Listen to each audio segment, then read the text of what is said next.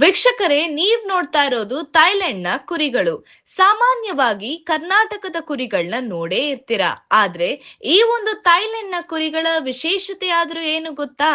ಥೈಲ್ಯಾಂಡ್ನ ಕುರಿಗಳ ಫಾರ್ಮ್ಗಳಲ್ಲಿ ಹೆಚ್ಚಾಗಿ ಬಿಸಿಲು ಹವಾಮಾನಕ್ಕೆ ಹೊಂದಿಕೊಂಡಿರುವ ಶೀಪ್ ಜಾತಿಗಳನ್ನು ಸಾಕುತ್ತಾರೆ.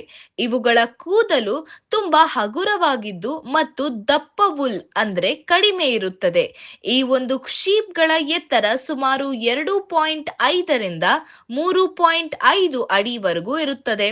ಇವುಗಳ ಆಹಾರದ ಬಗ್ಗೆ ಹೇಳೋದಾದ್ರೆ ಹಸಿರು ಹುಲ್ಲು, ಒಣಗಾಸು, ಕಾರ್ನ್ ಫೀಡ್, ಧಾನ್ಯಗಳು ಮತ್ತು ತರಕಾರಿಗಳು ಸೇವನೆ ಮಾಡುತ್ತೆ ಮತ್ತು ಪ್ರತಿದಿನ ಶುದ್ಧ ನೀರನ್ನ ನೀಡುತ್ತಾರೆ.